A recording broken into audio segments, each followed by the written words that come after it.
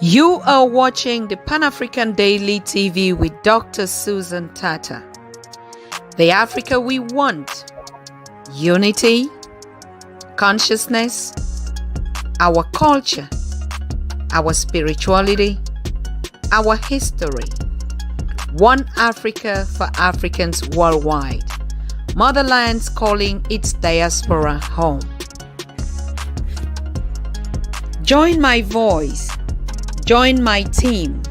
Join my campaign. Campaign 21 hashtag 1 million subscribers on the Pan-African Daily TV YouTube. Be a volunteer. Apply now. Be the new Africa. So greetings. It's 5:30 in Accra, Ghana. It's 6:35 in Cameroon, West Africa, and I know it's probably 12:30 out there in the United States, and in the Caribbean should be 1:30 p.m. in the afternoon. I think so. And all of you that are joining us to watch us on this series, a feedback on the then. On today's Pan-African quiz participation with the PLO Foundation. I know a lot of you were watching. So many young people actually went live on Pan-African Daily TV. We saw it on the Facebook, and we followed up that competition. So we want to get the chairperson for PLO Lumumba Foundation in Ghana, Mr. Awudu Razac, who is the president that has put on all this beautiful presentation, the quiz, from the time of selecting the questions to selecting the participants per country, per region. And also we saw them today in their beautiful t-shirts, the PLO Lumumba Foundation quiz t-shirts today. Everything was good. There were no technical setbacks, no hinges from our own point, what we observed in the studio in the background, and also live on the show. So we want to congratulate the first participants of this team today. And we're calling on you young people to join us on the conversation, to share your comments and your perspective. If you had watched the conversation today, please make sure you join us on this live and share your experiences with us and your thoughts and what could be ameliorated to take it to the next stage. And the questions were powerful. I mean, the questions actually touch every region on the continent, and even questions from the diaspora and their histories in out of Africa. So it was a very beautiful performance today. I mean, we watched it, we enjoyed it. We just took a break out of that, as a matter of fact, and now we're coming back live on Pan-African Daily to give you a wonderful feedback and the perspective and way forward with President Razac Awudu, this powerful young guy. I call him the Nkrumah of our time. Like we say, all the revolutionaries are coming back in the different different format or different reincarnation format. So I do hope that the Nkrumah is coming back to us right now, as what we are seeing here. I gotta drink water and mind my African business. All right.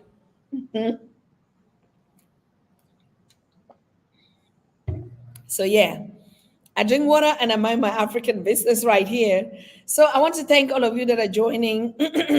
Muma Jevi said, I'm watching from Douala, Cameroon. Wow. So we are watching from the continent, right, Jevis? Wow. Stay connected and give us your feedback if you watch the quiz. Let me just bring our powerful, I mean, this is going to be the leader of Ghana, whether you like it or you don't like it, whether you decide or you don't decide. Just begin to get acquaintance to the future leader of Ghana in just a very short time. You remember the famous Usman Toure, whom actually, just came out from this Pan-African inspiration, and we hosted and gave him a platform for showcase. And today, Usman Toure is one of the leading voices for the young people on the continent and in the diaspora. It's the same thing. We're starting, this one is even not just an inspiration. He's already a man on the ground. He has his feet, his hands on the ground, and has been doing a beautiful mission. Razak said, when I contacted him for the first times when I met him, And I was like, what was your inspiration? And he told me, you know what, Dr. Tata, I don't like to promise or do things. I just work, and my work might would speak for me, those that I inspire. So he's not just do it to present or show, like that's why we don't know him, but he's a hands-on and hands on the ground. So welcome, Mr. President, welcome, Mr. Chairman, welcome the future president of Ghana. So how are you doing today? Thank you very much, Dr. Susan, for the introduction and for the opportunity as well. We are quite exhausted. We had a lengthy day for the quiz, which was motivating and it was inspiring. All the participants were well prepared for the quiz, and during the quiz too, we were able to engage the audience live on Facebook and live on YouTube as well. So basically, we are good to go. And at the end of the contest, the most fearful chapter came out as the winner. So everything is in place now. Thank you. Wonderful. Thank you so much. I mean, it was really uplifting to see that. So, how, from your experience using this platform to do the live streaming, how was it for you in the beginning and as you continue along? Yeah, so actually, it was our first time of using the Slido document, the Slido app for the quiz.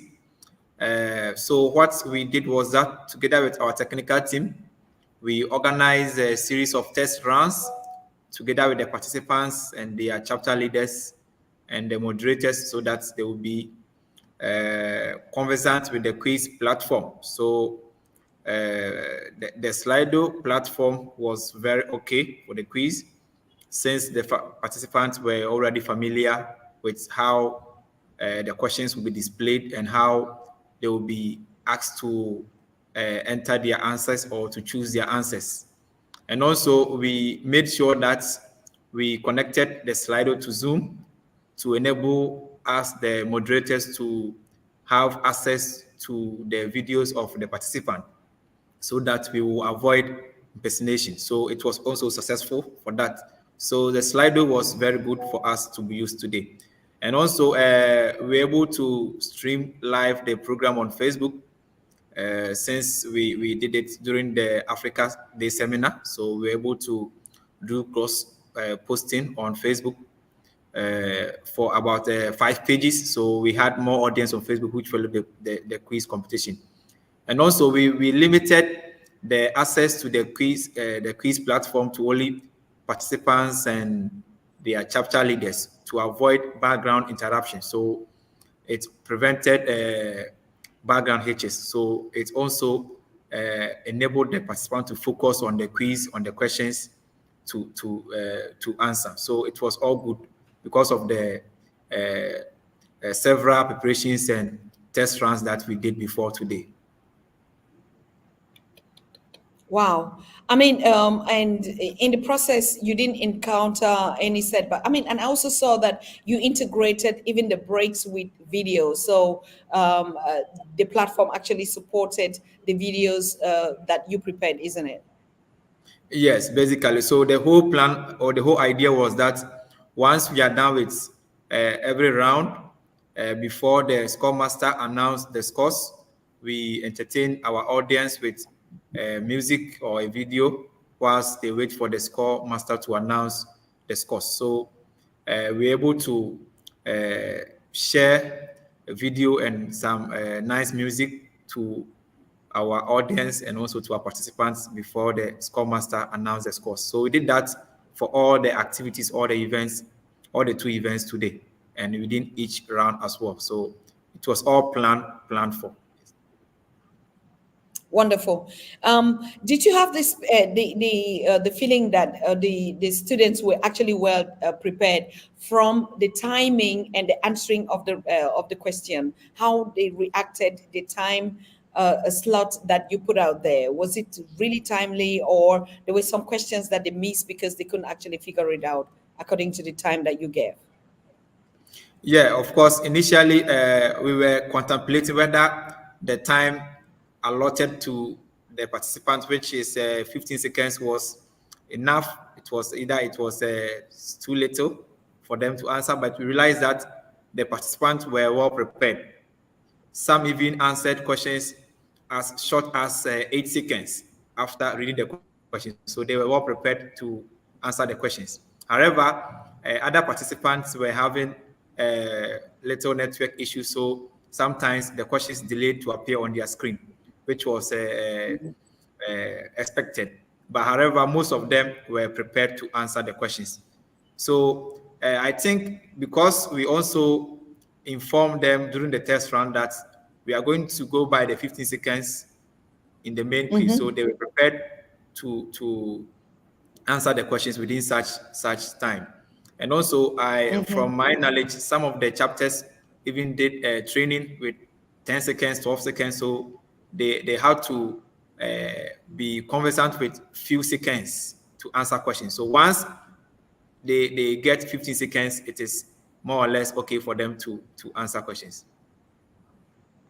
Wonderful. Yes, I also experienced that when I saw, I think it was once the Gambian team kicked out, the Cameroonian team also lost maybe connection or something with the handy and stuff like that. So when you were rating according to the result, did you take into consideration all that setbacks from the teams that could not connect in time for them to respond to their answers? Yes, so what we do is that once the participant join the quiz platform, we see it at the background. So at some point, we realize that some chapters were not in the quiz platform. So we have to draw their attention and check on them if they were facing any challenge. So those participants were guided to connect to the quiz platform before the questions was read by the moderator. And also, in case a chapter missed a question due to technical challenge, we reload the question for them to answer. Wonderful. It was a perfect scenario. If you're watching me, you did be surprised. Oh, why is Pan African Daily coming up earlier than planned? I think we're going to reschedule our streaming time, so coming up live on our conversations to fit actually with the participation from the continent and in the diaspora. Normally, we have exclusive interviews at 8 p.m. Cameroon time, which is definitely about 3 p.m. Standard US time, or 2 p.m. or Caribbean time, and most, times around the universe. I'm so sorry. But what I meant to say is, if you're watching us now, don't be surprised because we're doing a feedback, of course, of the program that we prepared, 2 days ago about the Pan African quiz. So, Razac is in the studio with me as we analyze what actually happened, because I watched it also live and it was so interesting. And we've never seen that. This is the first, and it was very, very successful from the point of the viewers. Now, the participation, were you surprised by a lot of people that were actually watching? Because there were so many hundreds of people watching on the Pan African Daily TV. What about the other platforms? How was the reaction? You must have been surprised, isn't it? Yes, basically. So at some point, I inquired from the technical team, and they made me aware that about more than 2,000 people are following on Facebook, which was really encouraging. So I realized that people were really following the quiz. So it was surprising, though not too surprising as expected, because Africa is a continent for all the other continents. It is a mother continent for every continent in the world. Human beings started from Africa, so once we are doing something about Africa, we expect that everybody will follow. So it wasn't too much surprising.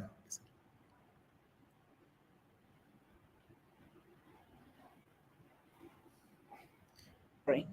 You are muted, We're yes. sorry to hear that. Yes, we're sorry to hear that Colorado, like Texas, have been inundated with storms and tornado weather, just like how our comrade and mentors on Pan African Daily is reporting to us, Mr. Parker. So our condolence with you guys out there. I mean, the weather is just been spinning around. Did you have such experiences too in Ghana, Mr. Razak? The way the weather Yeah, is so changing. yeah, so today when I woke up in the morning, I was just hoping that the weather will be good for us in order to have a successful program. So yesterday and day before yesterday, we had early morning showers, but today everything was clear from the Mhm. time that I prepared for the event to the time we ended. The weather was clear, so it means God was really looking up to Africa. Mm-hmm. Good. You spoke about the motherland continent for entire human race, and I saw the questions the way you positioned them. Which questions did the participants uh, react to them spontaneously? Which ones did you think that they actually took time to reflect and think about them? Which were the question? Were there the happenings on the continent? Was it from ancient Africa or modern Africa or from the diaspora? Which were the questions that you think they just got it offhand? Yeah, so I think questions that related to the ancient civilizations and kingdoms were very easy for participants to answer because most of them are familiar with kingdoms and empires like the Axum, Egyptian, Songhai, Mali, and the other empires that existed before colonization. So I think those questions were quite easier for them to answer.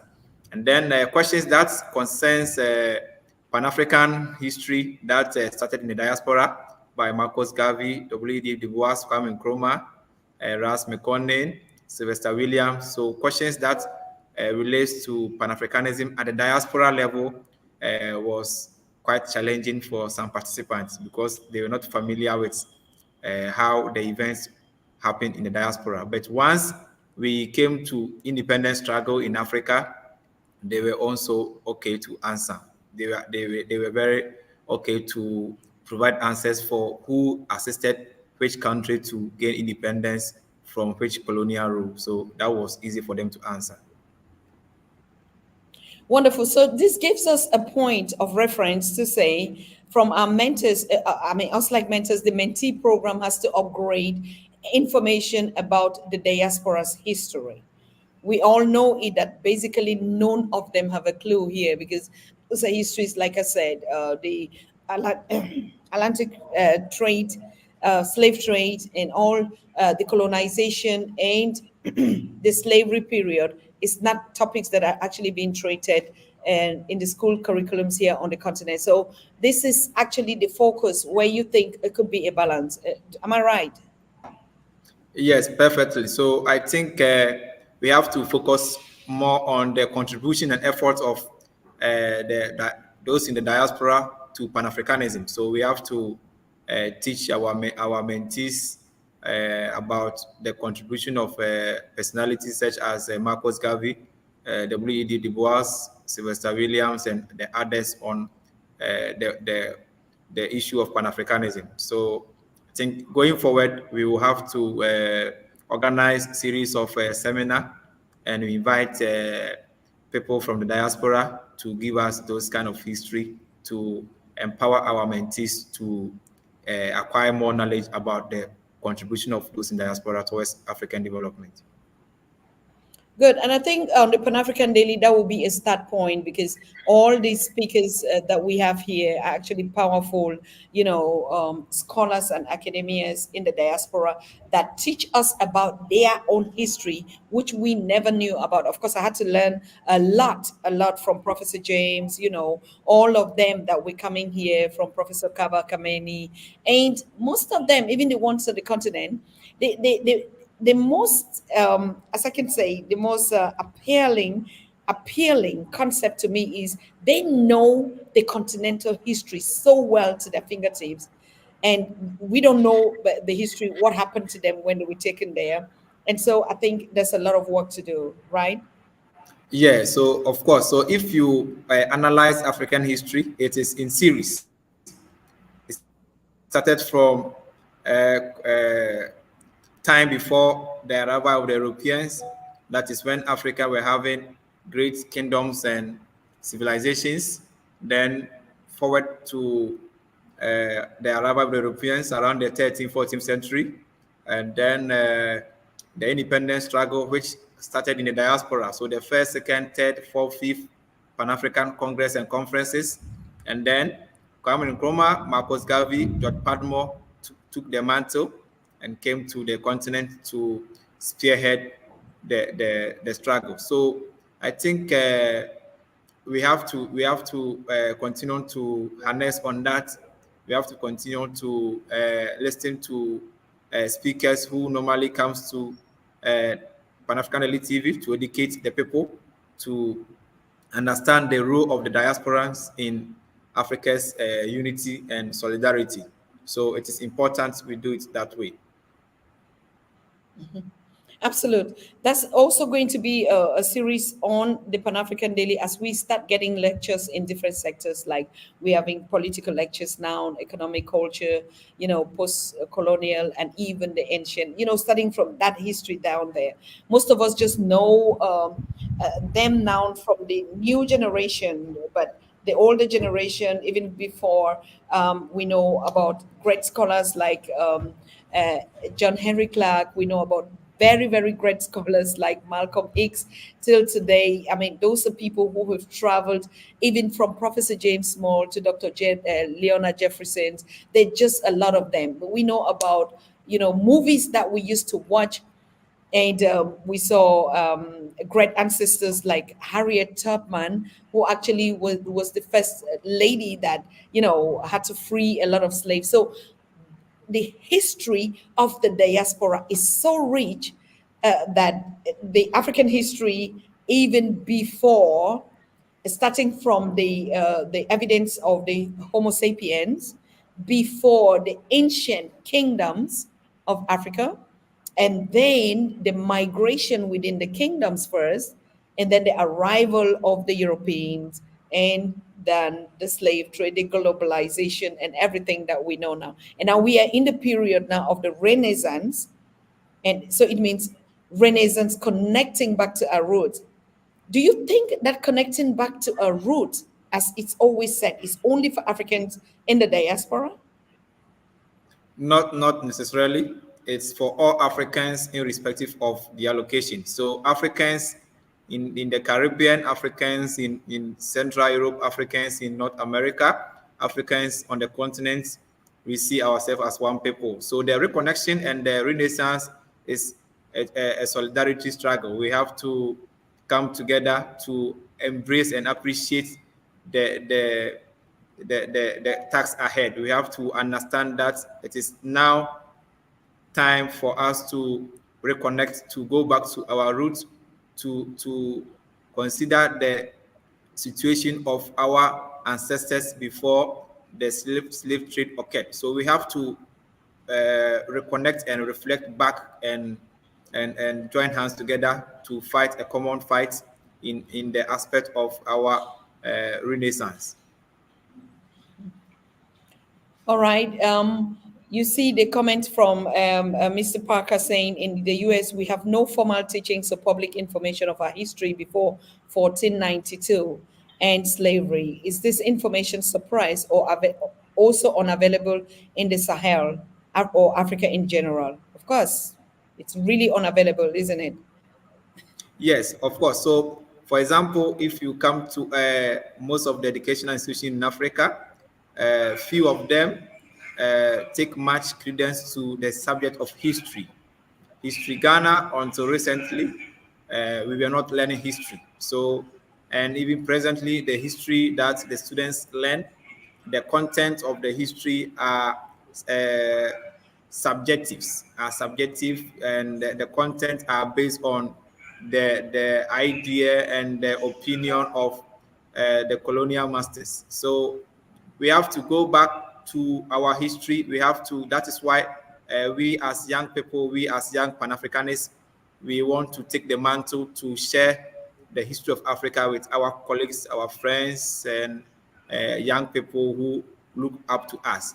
Because the history that we learn in Africa, in our educational institutions, does not reflect the actual history of Africa that existed before the arrival of the Europeans. So, for example, the history documents or curriculum in Ghana do not make mention of Songhai Empire, Ancient Ghana Empire, Egyptian civilizations, Aksum, Mandinka, Berber, Bantu civilizations, Ethiopia, etc. It only made mention of how the British came to colonize Ghana and how the British introduced formal education and how formal education is benefiting Ghana and how it's benefiting the young people and how we have to embrace formal education. So that is that. So it doesn't go back to even mention that in ancient Egypt, they were having a better and good writing system called the hieroglyphics.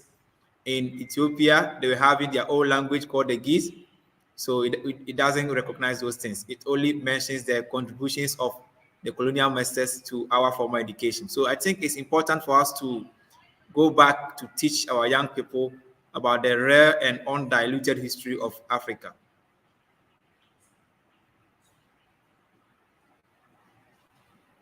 That's the purpose of the quiz, isn't it? Perfectly. So if you analyze or if you observe the concept note of the quiz, we intentionally dig deep into the history of Africa by apportioning a section for ancient kingdoms and civilizations, and then also Pan-African history, which include the various conferences that was organized in the diaspora, and also the formation of the OAU, how the Moravian and the Casablanca bloc were agitating for independence, and how the OAU was formed, and also afterwards the challenges that the OAU were faced, and then afterwards the transformation of the OAU to AU. So it is in series, in sequence, from ancient to Pan-Africanism to independence struggle to OAU to AU to contemporary Africa. So we want to educate our young people that Africa has a history which doesn't start from the time that the Europeans arrived. It started way, way back before the Europeans even thought of coming to Africa. Of course, Mr. Parker is very certain. Nobody even knew you were kidnapped. It wasn't a matter of I send my children to school now. I know that they're studying in Germany. I know that they're studying in America or in Canada or they're in China.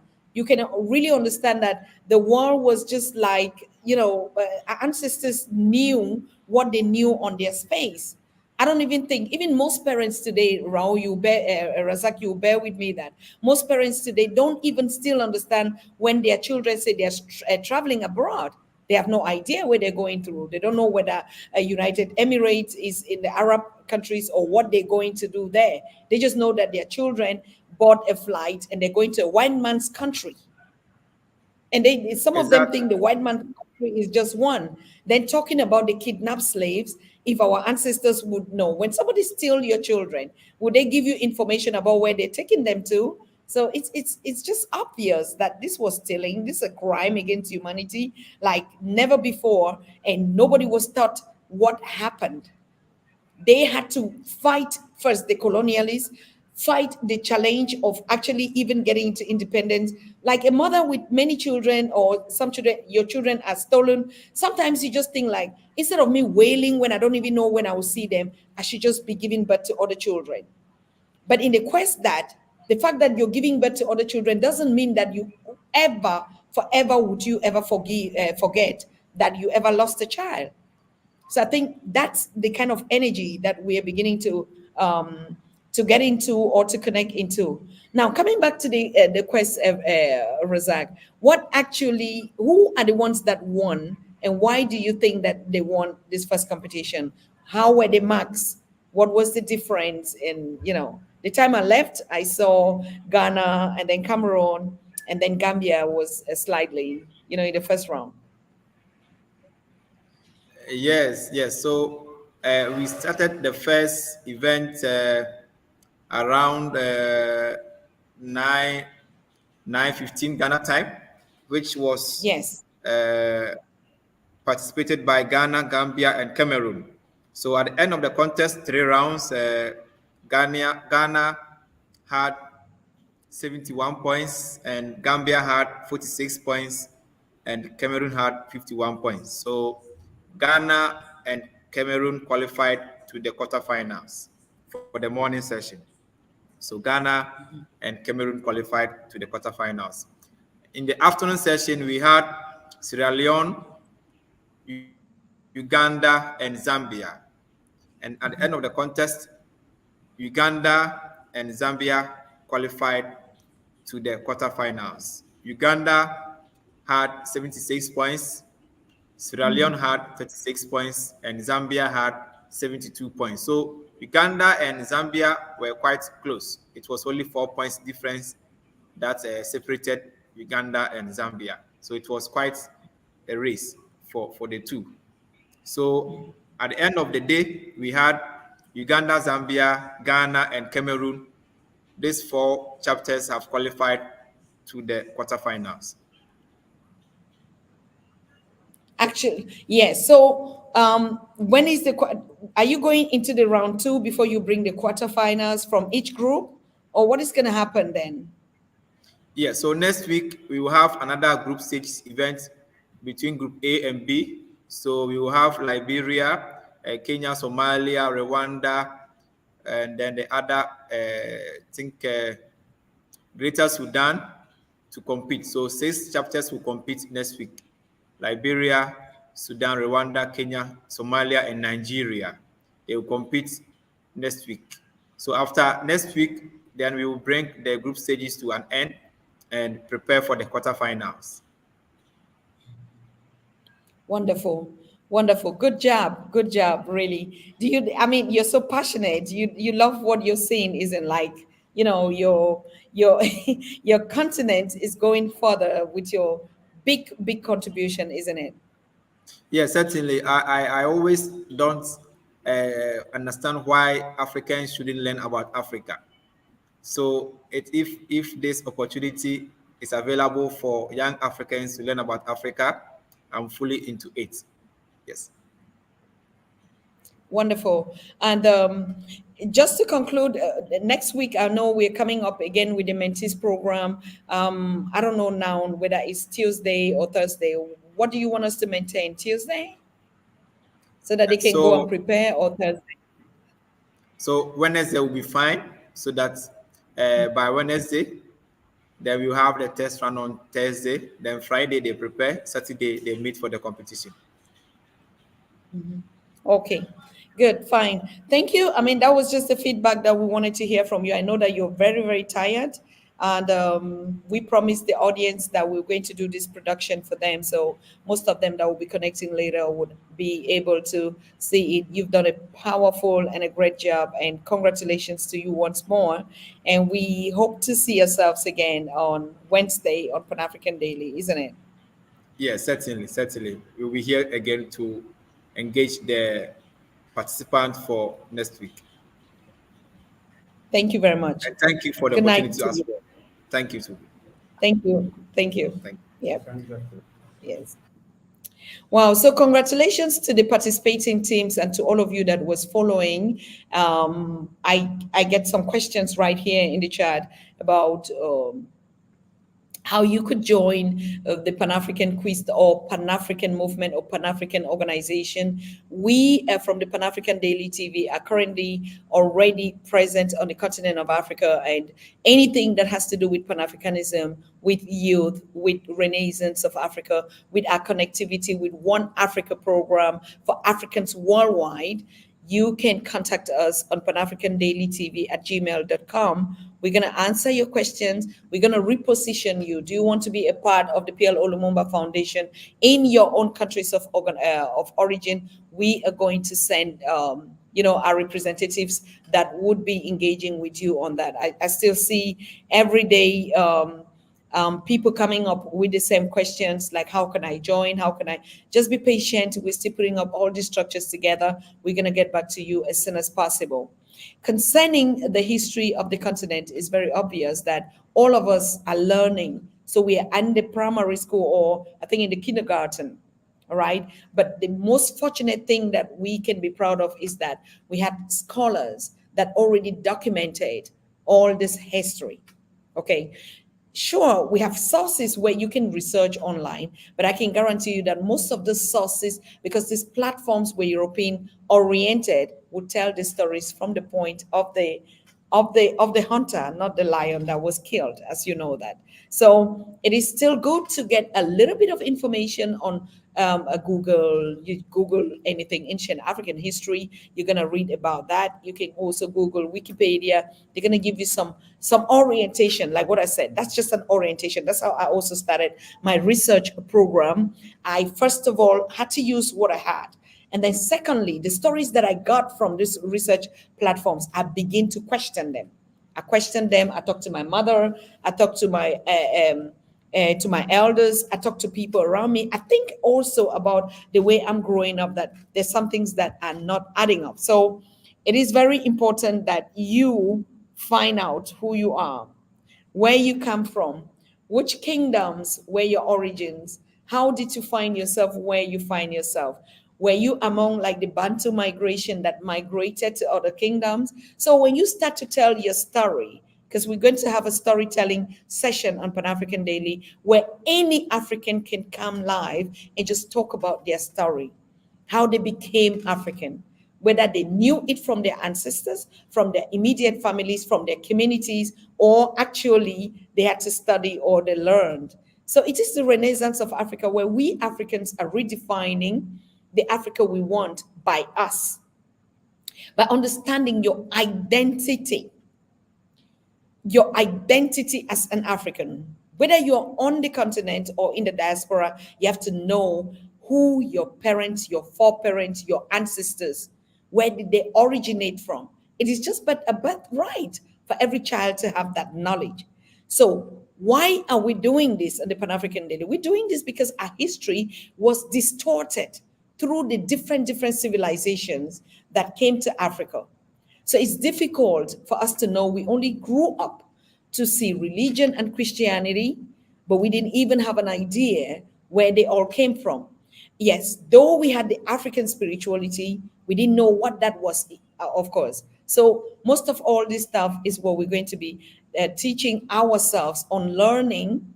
I don't even think on learning is the issue. I think, further education is what I would say. Because what we learn is the basic of what we have to further our education and our research on. And honestly speaking, most of the things that we learn that were negative is a positive reason for us to go on with our research. So our history was hidden from us, just like the history of our enslaved siblings in the diaspora, in the Caribbean, wherever they were. But this is the time of the Renaissance where we're connecting ourselves together and begin to research about us. Like I said, before you even move into the continent to say, what was ancient African history? I think I start by myself. Like, who am I? Who am I? The question of who am I defines everything about who you are. All right, because it's still a confusion when we start by saying, okay, I want to study history now. Yeah, now you're going to be studying a history and you are still thinking that you know something. We can study all the Songhai empires, the Mali, and all the migrations that took place in ancient Africa, but if you don't know who you are, that's where the problem is. And I think right now for the African, why you study your history by yourselves and through your scholars, it is very important for you to understand who you as an African is. Where are your roots? From which migrations do you come from? In the diaspora, most of you came from West Africa, I think nearly all. We have the Bimbia slave trade in Cameroon, that is the oldest in Limbe. So most of you definitely came from the western region. We have the Ghana, door of no return. We have the Senegal Gore, door of no return. We have Nigeria also in Lagos. So, but I still think a lot is coming up now. Now that Africans are doing a lot of research, now that Africans are archaeologists, they're anthropologists, there is still a lot that is being discovered and uncovered right as we speak. So, but in the beginning, we just knew only the ones that the Europeans knew it could not be hidden from the way you saw it. And until now, most of these ruins, which are in ruins, are being rehabilitated. But every ruin has a story.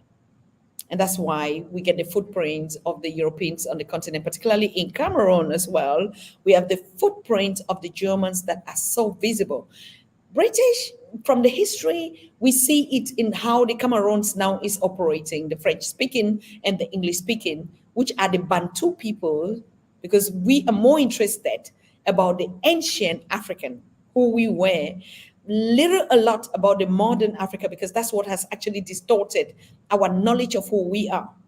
So, like in Cameroon, you could see those footprints. Even though the Germans were here, they had already companies here in the 13th century. But what had to bring them back to partition and choose Cameroon was because first they were here.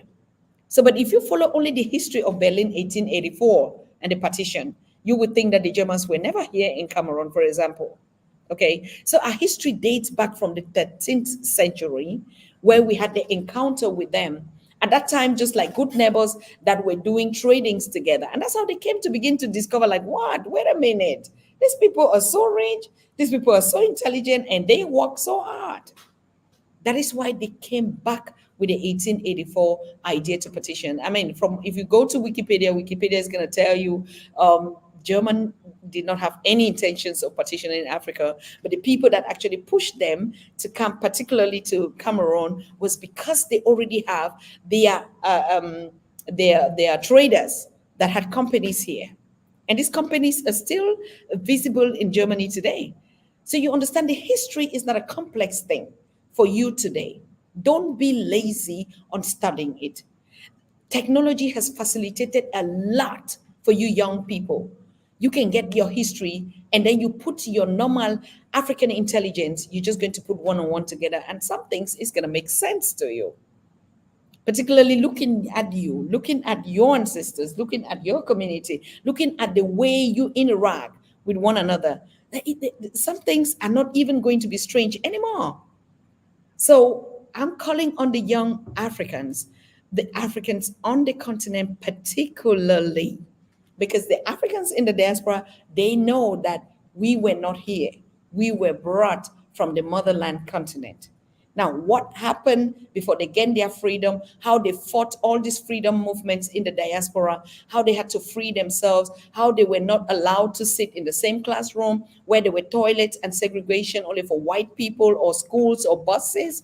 All these stories, we know them. But the idea now is you on the continent exactly that was colonized. Let's just say it. You on the continent, us on the continent, also saw everything in the eyes of the whiteness. Okay?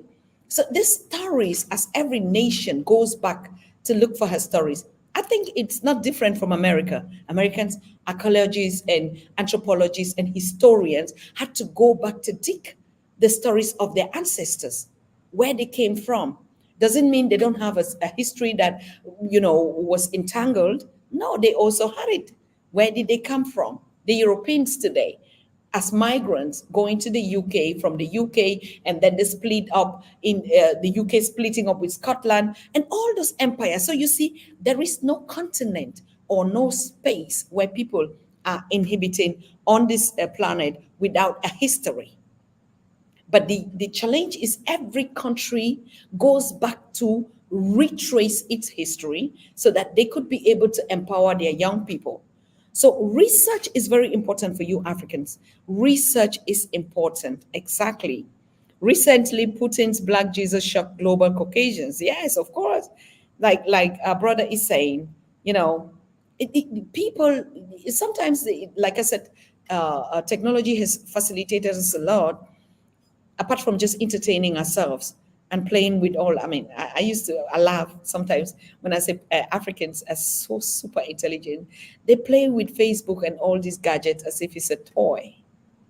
I mean, while other people use these gadgets, they use the social media platform for making money, for instance. Some people use it to showcase their invention. Some people show it, use it to connect to the world. Some people use it to sell their products and everything, and to rebrand themselves, who they are. Now, if you go on Reels, which was picked up by Facebook, you can see all the type of kitchens in the world, all the type of fashion and fabrics, all the short stories and skits in the world. But you know what Africans do? Africans don't bother. Africans just entertain. Right? They just entertain, hovering around there. Nobody cares what I want to come here and tell my story on Facebook or show something. If the Chinaman is busy on Reels showing how to make noodles, Africa is so busy on Reels eating their fufu.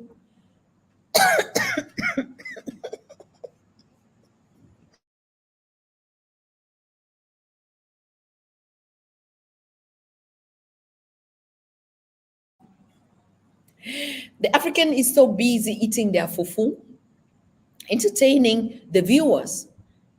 So it has always been in the vein, in our brains, in our DNA, to be a continent of entertainment, in a very, be like the entertainment of the world, while other people are stressing up, they are crazily doing. If we were not interrupted, Africans, we just do our thing.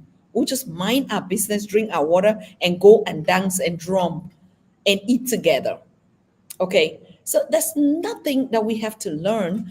Of course, understanding how other cultures function, how they relate to their past, how they relate to their history, how they promote their inventors, how they promote their authors, how they promote their scholars, how they come out to say, no, we were the first that created this and this and this, even though some other people created it in another format. Okay, so all these inventions, we're calling on all Africans to join up. We're giving you a feedback of the Pan African quiz that just took place, Kofi. I'm sorry. The topic is the feedback, as you can see, feedback Pan African Quiz 2021 24. And we had Razac, your brother from Ghana, who is the president and chairman of the PLO Foundation, who gave us the feedback of the first round. And as you came late, Ghana won the first round and has qualified into the quarterfinals. Cameroon also won, qualified, and Gambia actually was knocked out. So in the second competitive games, I didn't actually register the figures because actually also I was out. So Kofi, that's what we're on it. So we just had a quick feedback with him. And now I'm only just trying to close the show in the next 10 minutes by trying to motivate you the reason why this Pan-African quiz is very important to us as Africans, be us in the diaspora or be us on the continent, and why young people must wake up to something that is realistic. Yeah, we can entertain on these spaces.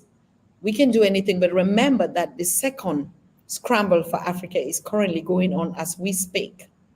If you look around your quarters, you look around to observe who are the people you're trading now with.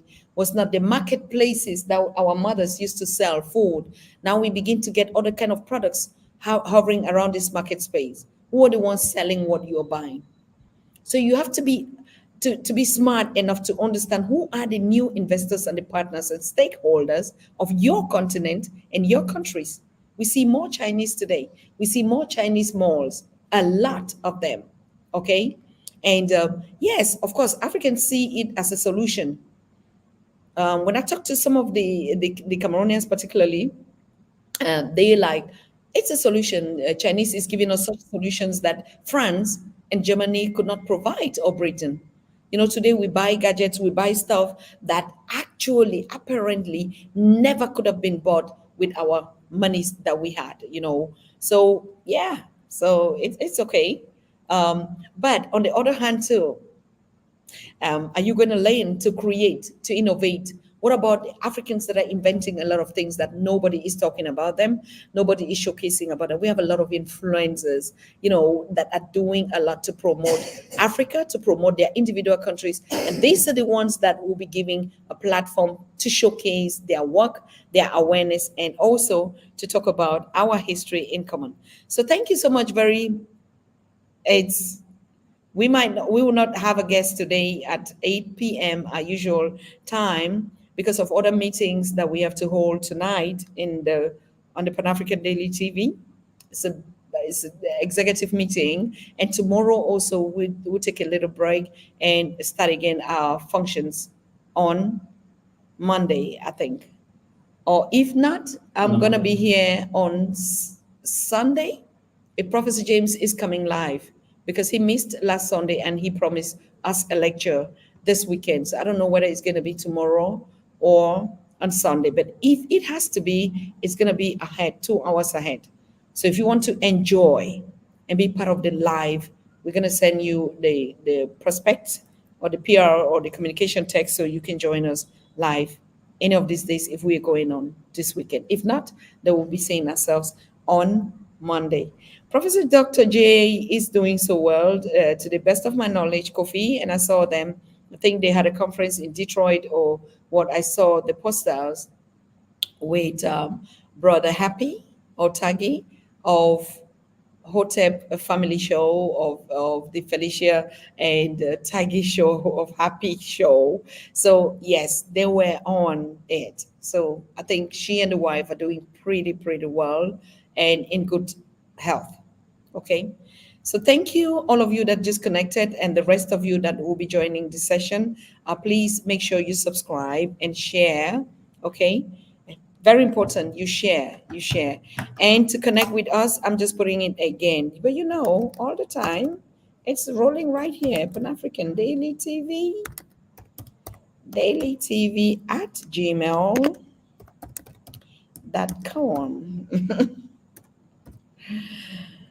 Yeah, when we'll be officially launching the edition on the continent, you will know. We're also going to start a lot of quiz and a lot of giveaways to you, the founders of Pan-African Daily TV, right here. Brother Charles, how are you? Yeah, young people, Brother Charles, are doing very well. Okay, and I hope you too. You're taking care of our young champions out there. I love your contribution on the show with the youth, and they will be coming up. They just did their first quiz, and that's why we're giving the feedback, and it was very, very powerful. Thank you so much, brother. Thank you. What's happening out there? Yes, one love, one people, one Africa. Tukupa moja. Thank you so very much. Karibuni. Yes, Karibuni. So, yeah, we see yourself. Have a nice weekend to all of you.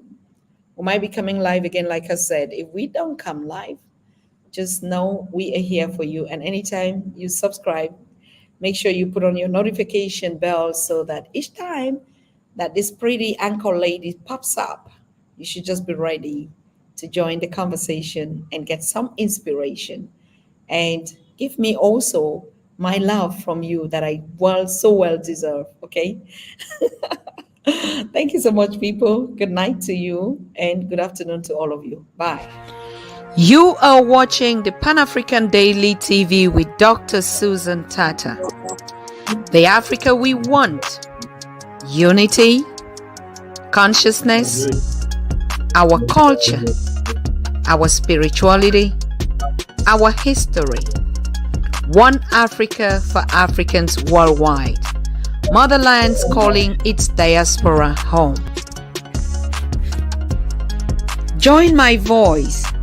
Join my team. Join my campaign. Campaign 21 hashtag 1 million subscribers on the Pan-African Daily TV YouTube. Be a volunteer. Apply now. Be the new Africa.